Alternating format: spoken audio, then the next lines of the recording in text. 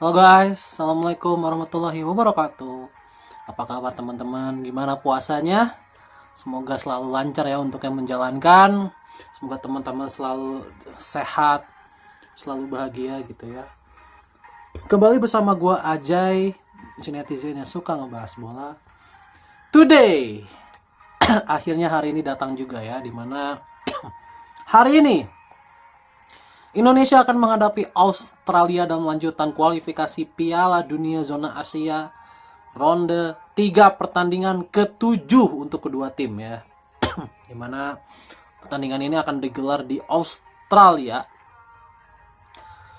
dan kedua tim sudah mempersiapkan diri ya. Kedua tim sudah mempersiapkan diri, jadi semuanya sudah siap teman-teman. Indonesia juga udah full tim, Australia juga udah full tim, jadi kita tinggal tunggu jam pertandingannya aja. Nanti digelarnya jam 4 sore WIB ya, atau kalau di Australia itu jam 8 malam. Oke, di sini di video ini gue ingin sedikit mungkin memberikan prediksi gue mungkin ya, sedikit ya, prediksi gue tentang formasi apa yang cocok dimainkan di skemanya Patrick Kluivert sekarang menghadapi Australia gitu ya. Oke, menurut versi gue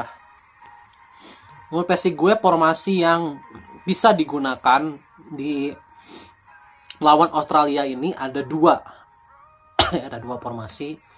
Yang pertama adalah 4-2-1-3 ya. 4-2-1-3 atau 4-2-3-1 ya.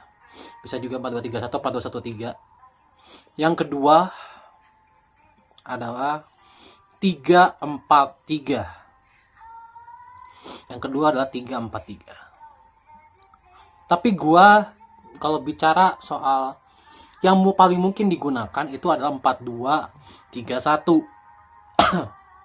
Karena dengan 4-2-3-1 itu lebih balance menyerang dan bertahannya ya. Jadi menyerang dan bertahannya itu jauh lebih balance dengan 4-2-3-1. Nah, pertanyaannya dengan formasi 4-2-3-1, siapa aja yang akan bermain di posisi ini? Oke, ini versi gua ya, sekali lagi 4-2-3-1 versi gua. Penjaga gawang itu gue memilih Martin Paes dibanding Emil. Kenapa? Karena Martin Paes ini sudah punya mental menghadapi Australia. Itu sudah terbukti dengan dia menjadi man of the match di pertandingan sebelumnya menghadapi Australia ya. Jadi Martin Paes ini harusnya lebih punya mental dibanding Emil ya. Gue akan memasang Martin Paes, selain juga karena dia udah punya pengalaman ya dengan timnas. Duo center back ya. Duo center back ini mungkin semua orang juga udah pasti tahu lah. Jay Itzes dan Marcel Hars adalah dua center back terbaik yang kita punya sekarang. Jay Itzes, Marcel Hars di center back tengah. Di kirinya adalah Calvin Verdong ya, back kiri Calvin Verdong. Di kanan, gua akan memasang Sandy Walsh. Bukan Kevin Dix ya. Sandy Walsh. Gua akan memasang Sandy Walsh. Di tengah, dua pivot kita, 4-2-3-1 kita ya. Gua akan memasang Kevin Dix dan Tom High. Kenapa Kevin Dix? Pertanyaannya itu kan. Kenapa Kevin Dix? Nah, Kevin Dix ini bisa berperan sebagai halfback. Halfback itu apa maksudnya? Halfback itu adalah penghubung dari lini belakang ke lini depan, dan ketika bertahan dia bisa masuk ke dalam sebagai center back ketiga. Itu adalah halfback ya. Gua udah berkali-kali melihat Kevin Dix bermain sebagai halfback dan mainnya luar biasa. Bener-bener luar biasa, bukan biasa lagi, luar biasa. Visinya Kevin Dix ini dalam memberikan passing dan akurasi passingnya ini keren banget. Keren banget. Jadi gue kalau menjadi pelatih, gue akan memasang Kevin Dix sebagai halfback, bermain di tengah. Jadi halfback itu ketika bertahan dia jadi center back ketiga, dan kalau menyerang dia itu akan maju sebagai gelandang, sebagai pembagi bola, gitu. Jadi Kevin Dix dan Tom High. Jadi bukan Joey Pelupesi, bukan Ivar Jenner ya. Ini versi gue sekali lagi ya. bukan Joy Pelupesi, bukan Ivar Jenner. Tapi gue akan memasang Kevin Dix di situ. Di depannya semuanya pasti sudah setuju kalau Marcelino Ferdinand adalah pemain yang paling cocok bermain di situ ya. Di belakang striker gitu ya, Marcelino di depannya. Jadi Tom Hai, Kevin Dix, dan Marcelino di depannya. Nah, di kanan ini siapa? Di sayap kanan ya. Di sayap kanan gue akan memasang Ole Romeni.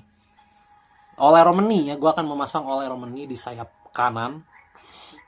Kemudian di kirinya gue akan memasang Dean James.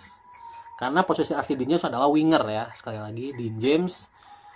Dan di tengah ini yang agak galau sebenarnya, di striker tengah ya. Striker tengah ini kan, kalau bicara Rafael Strike itu lagi banyak nggak main di Australia.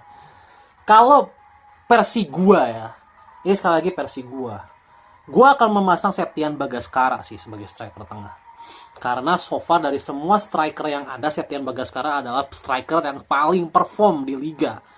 Tetapi masalahnya Septian Bagaskara adalah dia ini baru pertama kali mencicipi level tim nasional. Nah, pertanyaannya adalah apakah Septian Bagaskara ini akan diberikan kesempatan langsung? Karena akan sangat beresiko kalau pemain baru itu diturunkan langsung, kecuali dia punya kualitas yang luar biasa ya. Tapi kita fair-fairan aja, Septian Bagaskara ini bukan striker yang eksepsional gitu. Bukan striker yang tahu di Liga 1 tuh bikin 30 gol gitu ya. Bukan striker yang eksepsional itu kan. Tapi kan striker yang bisa dibilang memang lagi top aja, lagi bagus aja gitu kan.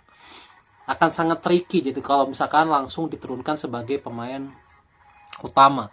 Makanya gue tuh sebenarnya agak galau di posisi striker ini mau siapa gitu. Makanya ketika di sayap kanan ya, sayap kanan itu sebenarnya gue menargetkan Egy yang main di situ. Tetapi Egy tiba-tiba cedera sehingga bingung juga di sayap kanan ini mau siapa. Eliano Reinders itu posisinya bukan sayap kanan murni. Dia bahkan hampir nggak pernah main di posisi sayap kanan. Jadi ini lumayan membingungkan ya. Dan kalau kita bicara sayap kanan terbaik yang kita punya, itu Ole Romeni, sayap kanan terbaik yang kita punya. Gitu. Sementara posisi striker kita kan masih ada Sananta, masih ada Hoki, masih ada Bagaskara, masih ada Strike, masih ada 4 kan. Makanya gue tempatkan Romeni di sayap kanan. Romeni di sayap kanan dan di tengahnya itu Septian Bagaskara. Jadi itu versi gue. Dan kalau kita bicara 3 back ya, kan tadi 4 back. Nah sekarang 3 backnya. Gue kan memasang 3-4-3 ya. 3-4-3. Oke. Kalau bicara 3-4-3, gue punya perkiraan begini. Martin Paes tetap. Itzes, Hilgers, dan Rizky Ridho ya, Itzes, Hilgers, dan Rizky Ridho. Oke. Di kanannya Kevin Dix ya, di kanannya Kevin Dix. Di kirinya itu Calvin Verdong ya. Jadi bukan Sandy Walsh ya. Kalau kan tadi posisi 4 back itu Sandy Walsh, tapi kalau di pola 5 back itu Kevin Dix gue tempatkan di kanan. Karena tidak memerlukan halfback kan, karena di belakangnya sudah ada 3. Ya kan, tidak memerlukan halfback lagi. Di tengahnya itu fokus pemain tengah semua. Di tengahnya gue pasang Tom Hai dan Joy Pelupesi ya.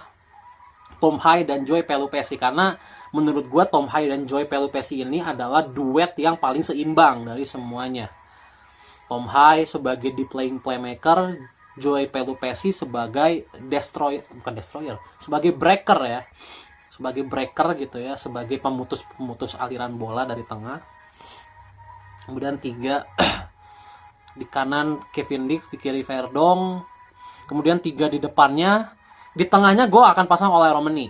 Kalau di pola 3 back ya. Di tengahnya gue akan pasang Ole Romeni ya, karena Ragnar nggak main kan. Ole Romeni, di kanannya Eliano Reinders, di kirinya Dean James. Itu di pola 3 back. Jadi berbeda lumayan jauh lah kalau bermain dengan 4 back dan 5 back. Karena kan yang dicari adalah kualitas kan. Jadi menurut gue secara kualitas dan secara keseimbangan ini adalah pola terbaik yang menurut gue itu yang paling the best. Yang paling the best yang ada di starting lineup sampai ini. Jadi kita review sedikit. Di pola 4 back itu gue memasang Hilgers, Itzes, Verdong, dan juga Sandy Walsh di back kanan. Kemudian dua pivotnya itu Tom Hai dan Kevin Dix, di depannya Marcelino, di kanannya itu Ole Romani, tengahnya Septian Bagaskara, di kirinya Dean James. Dan kalau di pola 5 back, Martin Paes, Itzes, Hilgers, Rizky Ridho, di kirinya Verdong, di kanannya Kevin Dix, di tengahnya Tom Hai dan Joey Pelupesi, di kanannya Eliano Reinders, di tengahnya Ole Romani, di kirinya Dean James. Jadi gitu. Karena di pola 3 back itu kita butuh yang namanya kecepatan.